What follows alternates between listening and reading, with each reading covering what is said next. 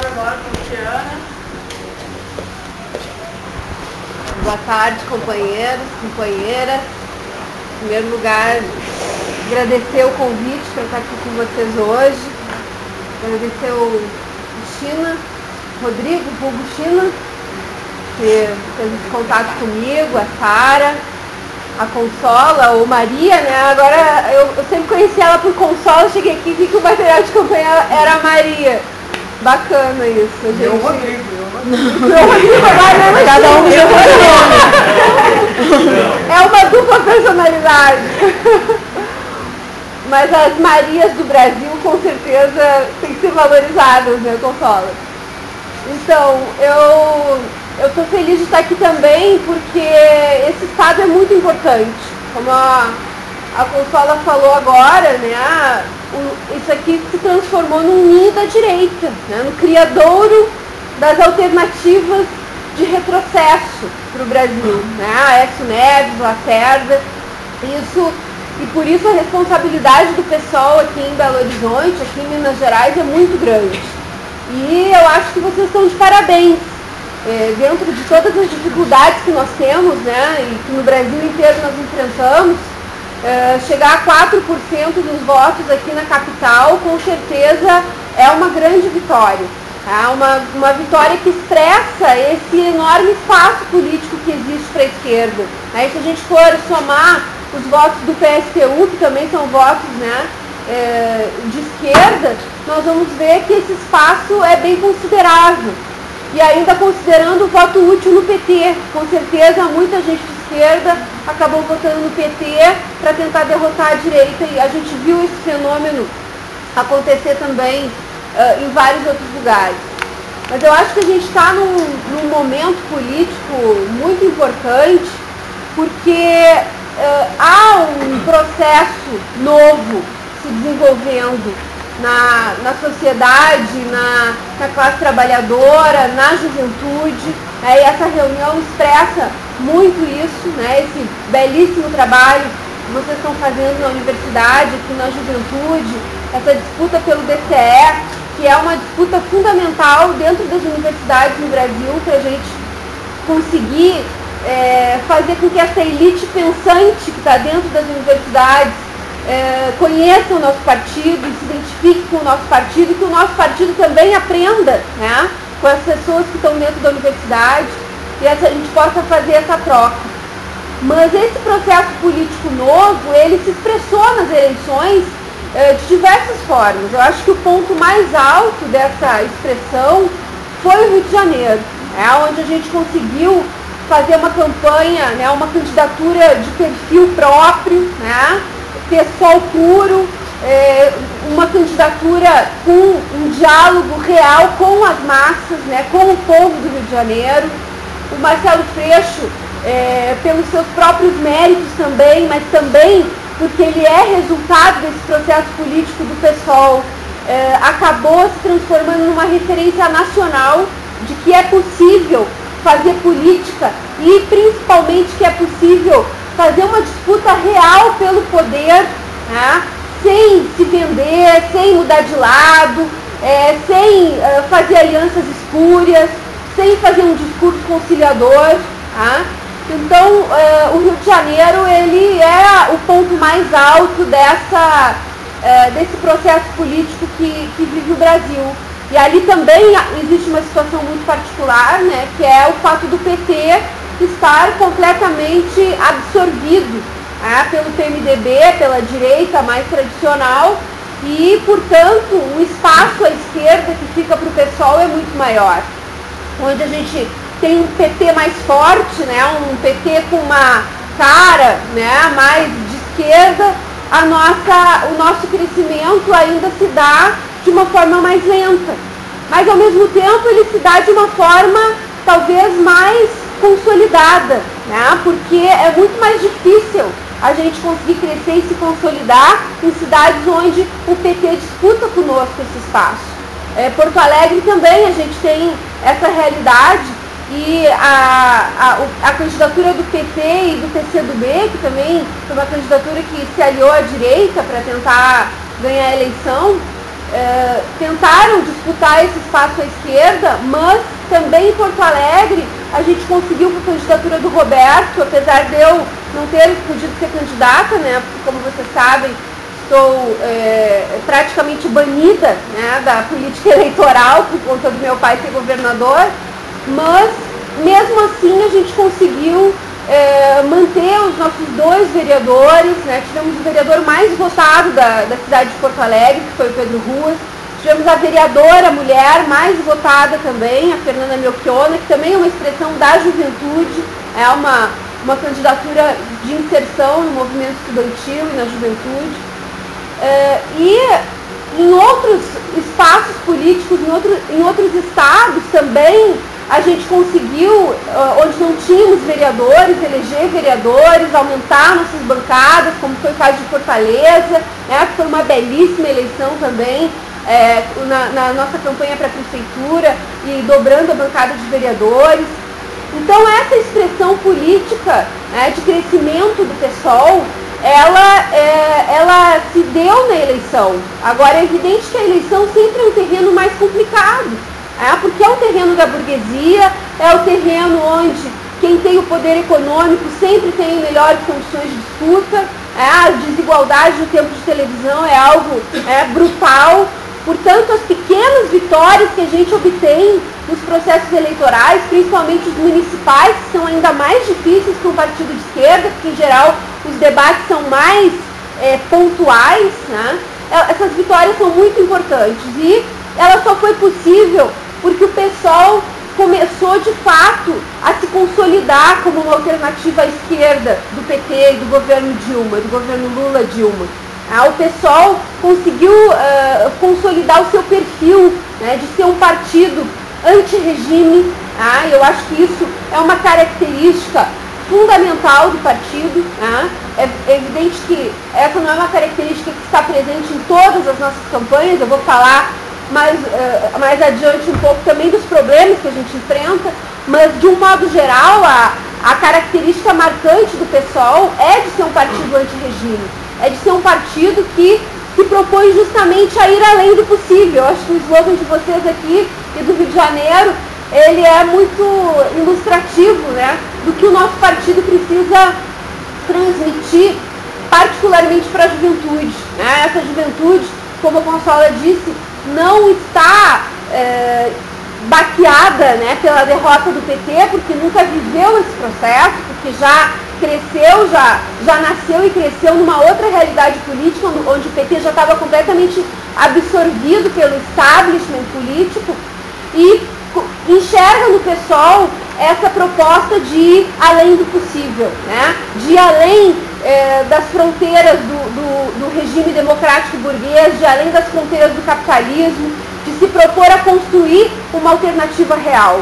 E eu acho que a nossa perspectiva para o próximo período é uma perspectiva positiva.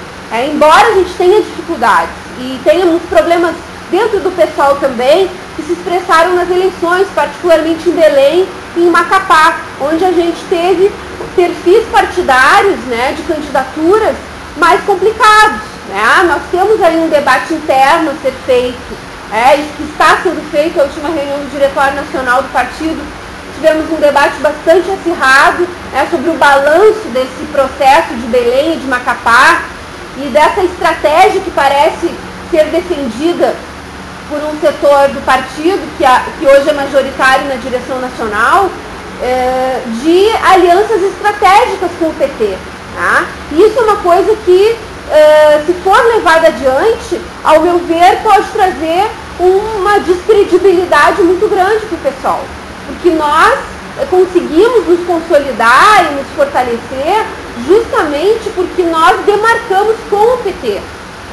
Nós demarcamos com o PT e com a direita, e não nos propomos a ser uma linha auxiliar do PT, não nos propomos a ser uma linha de esquerda ao governo, nos propomos a ser uma alternativa, a confrontar o PT, sem medo dessa campanha caluniosa e difamatória que muitas vezes os petistas tentam fazer contra nós, dizendo que nós somos aliados da direita.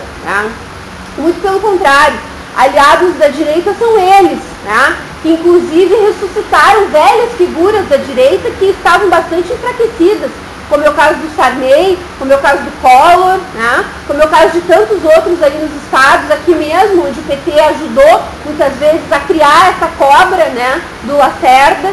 Então, evidentemente que se nós entrarmos numa linha política de alianças estratégicas com o PT, nós vamos perder esse acúmulo, né, que nós tivemos.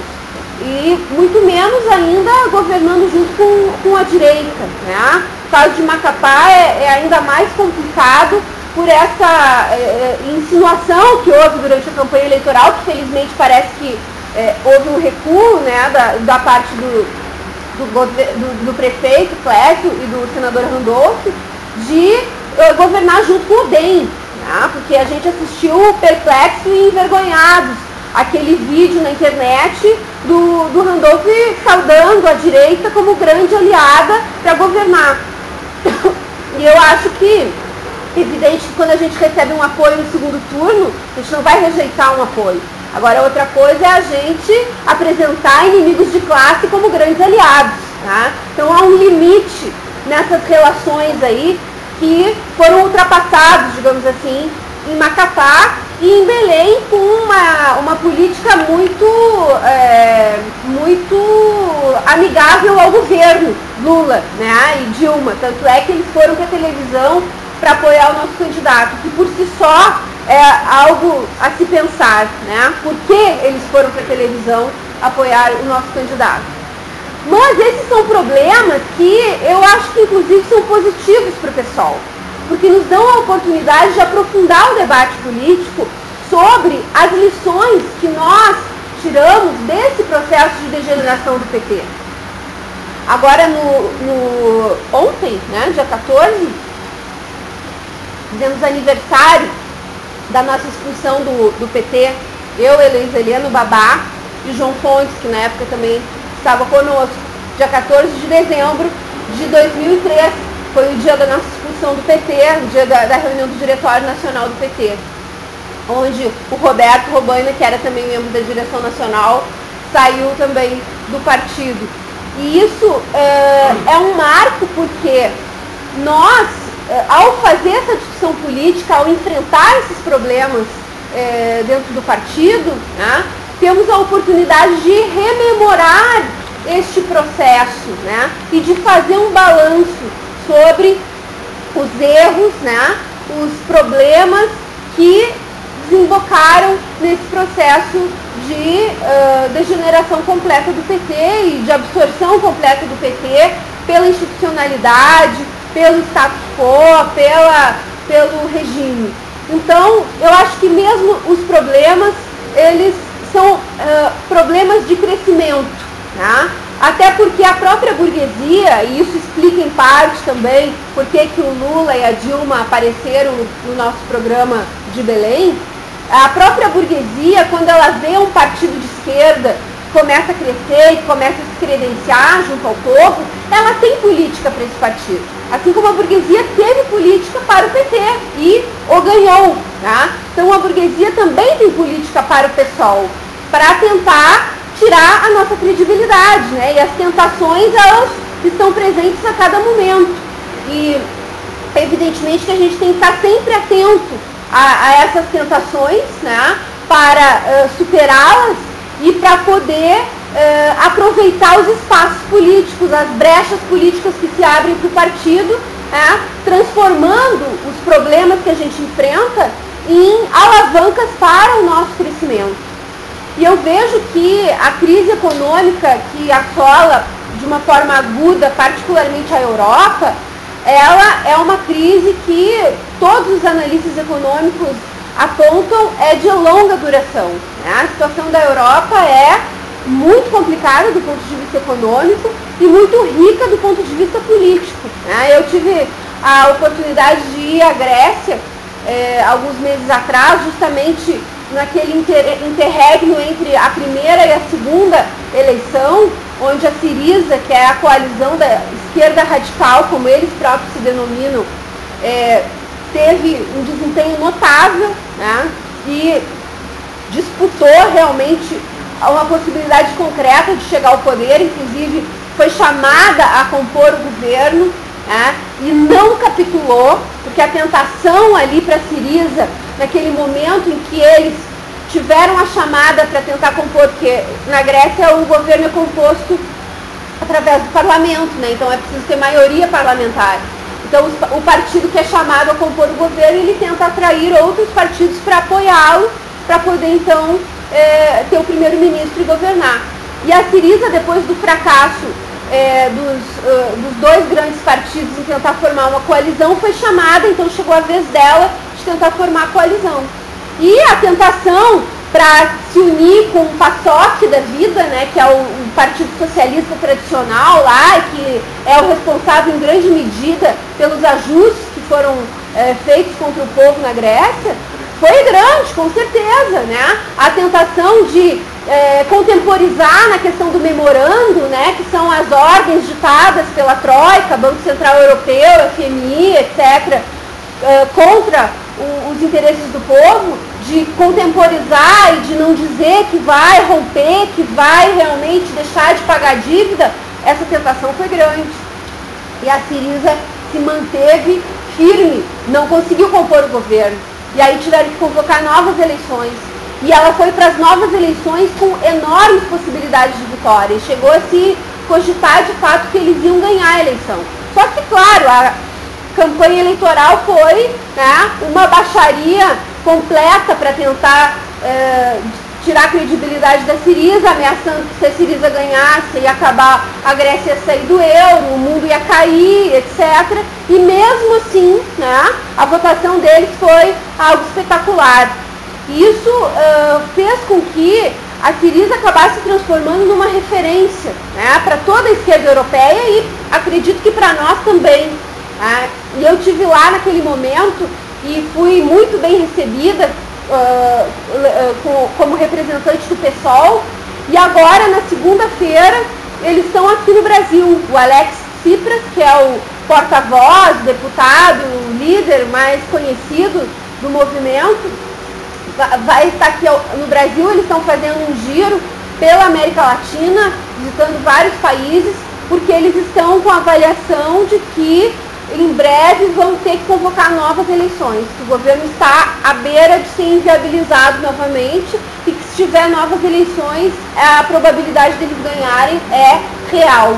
Né? E aí, claro, eles vêm aqui, né, com os governos, né, mais de esquerda, digamos assim, no contexto mundial, para tentar estabelecer um canal de diálogo, né, em termos de diplomacia. Mas vieram também, fizeram questão de se reunir com o PSOL, né, em São Paulo, e eu vou, inclusive, até São Paulo também na segunda-feira, para junto com o Ivo Valente participar dessa reunião. Então, esse processo da Europa, que na Grécia tem esse elemento do Syriza, que faz com que o processo seja muito mais avançado, ele não é só na Grécia também, a Espanha, Portugal, são países onde não existem organizações com a força da Syriza, né, mas onde também o movimento de massa está tendo uma reação muito forte, né, aos ajustes da Troika. Então, isso também acaba se refletindo no Brasil, assim como a crise econômica também se reflete no Brasil, e a queda da nossa produção industrial já é notável, né, a queda no superávit primário, que é uma medida para o capital extremamente importante, né? O fato da China ter desacelerado a sua economia fez com que o nosso superávit também tivesse caído, né? E a nossa economia está muito voltada para a exportação, né? E isso é um perigo, porque à medida que a China paralisar a economia brasileira pode desandar de uma maneira muito brutal. E, obviamente, quem vai pagar a conta dessa crise é a classe trabalhadora, como sempre foi. Tá? E o nosso partido tem que estar preparado para esse embate, tem que estar preparado para intervir nessas lutas e para fomentar essas lutas, né? Tanto no movimento estudantil, como no movimento sindical, movimento popular, porque um elemento importante também é o movimento popular, o movimento de moradia, que é muito forte, eu sei, aqui em Belo Horizonte, em vários outros estados, resultados também são movimentos que são vanguarda, né, nas lutas mais radicalizadas, de fechar rua, de botar fogo, de causar realmente pequenas rebeliões, né, nas cidades em defesa desse direito básico, que é o direito à moradia, e a deterioração dos serviços públicos de uma maneira geral também é um elemento que vai fomentar cada vez mais lutas, né, problemas ligados ao abastecimento de água, de energia elétrica,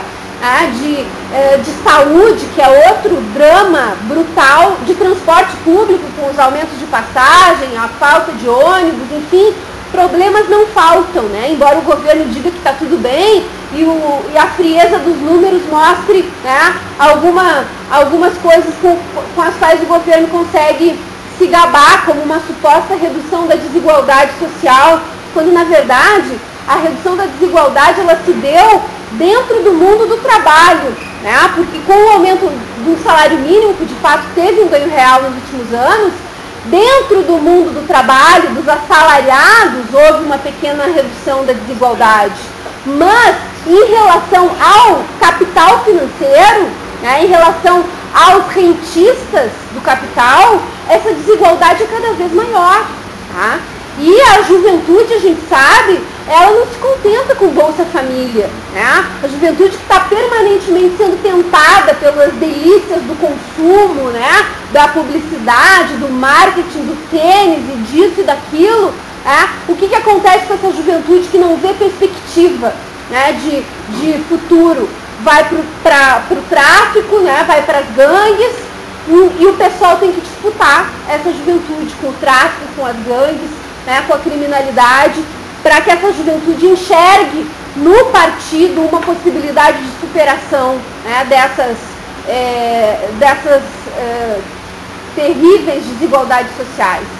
Então, nosso ano que vem vai ser um ano de muitas tarefas, né? E eu vejo que uma delas também, uma das mais importantes que nós temos, é a luta contra a reforma da Previdência.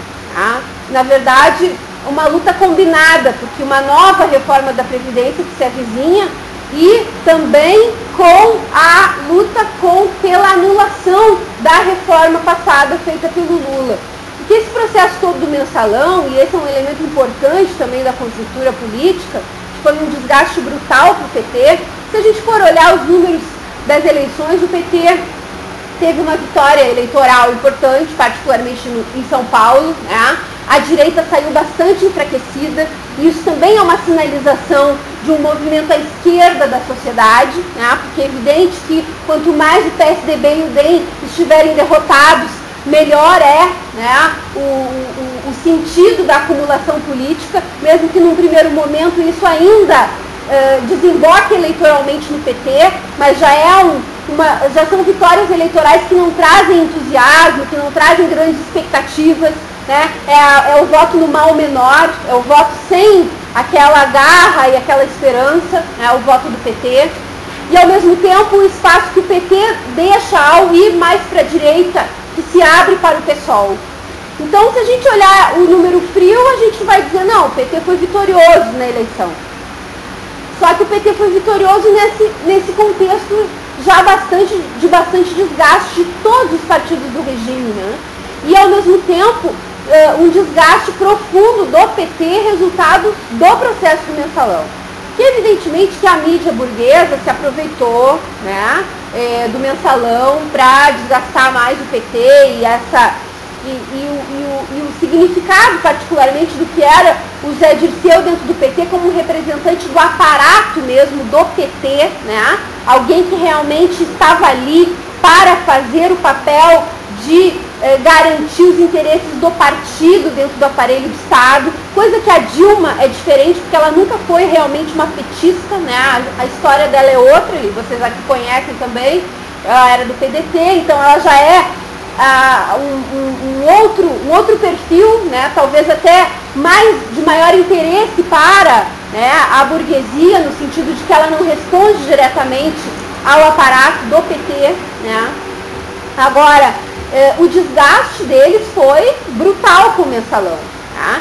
E, ao mesmo tempo, o Supremo Tribunal Federal tentou se credenciar como o guardião, né, da moralidade, do interesse público. Isso também é extremamente perigoso, porque a gente sabe que o Supremo Tribunal Federal não é nada disso, né? É um instrumento de garantia dos interesses da burguesia. E, por isso, a campanha pela anulação da reforma da Previdência, ao meu ver, ganha uma importância especial, porque é a oportunidade que nós vamos ter de botar o Supremo Tribunal Federal contra a parede, deles mostrarem também a sua face pró-regime, né? A sua face pró-establishment, a sua face antipopular, que é eles dizerem que a reforma da Previdência não pode ser anulada, né? Porque, evidentemente, isso não é de interesse do capital. E eles já têm pronunciamentos nesse sentido, mesmo dizendo que a reforma foi comprada com os votos do mensalão. Então, ao meu ver, essa campanha que nós aprovamos no Diretório Nacional do Partido é muito importante. Cada estado vai ter que avaliar qual a melhor maneira, né, de desenvolver essa campanha, mas de colocar na rua essa denúncia, né, da reforma da Previdência que foi comprada com os votos do mensalão e, ao mesmo tempo, retomar essa origem do PSOL, porque foi aí que o PSOL nasceu. Foi justamente porque eu, a Heloísa Helena e o Babá nos recusamos a votar a favor da reforma da Previdência e nos recusamos também a nos abster na votação, que foi a hipótese que nos ofereceram para que a gente não fosse expulso do PT, porque os nossos mandatos não poderiam, em hipótese alguma, trair os interesses da classe trabalhadora num momento crucial como aquele. E porque nós já tínhamos ali uma avaliação de que era necessário construir um novo partido, um novo instrumento político partidário para superar o PT. Tá? E aquele era um momento crucial justamente porque os interesses de uma base social real, que era o funcionalismo público, estavam em jogo. Então, aquele momento onde o PSOL nasceu vai ser reavivado, né, nesse embate pela anulação das reformas. E vai se completar no ano que vem 10 anos da aprovação da reforma da Previdência. Então é também uma data marcante para a gente retomar essa discussão com a sociedade, tá? E acho que também acaba sendo uma discussão muito útil para o nosso partido, né? Nesses embates internos que nós estamos fazendo, né? Quais são as bases fundacionais do PSOL, né? Por que nós rompemos com o PT e fundamos o PSOL? Que tipo de partido nós queremos construir? Que tipo de experiência nós queremos fazer e não queremos reproduzir, né, e repetir? Então eu acho que é um momento muito produtivo, né, e com muitas oportunidades políticas de crescimento e de consolidação do partido.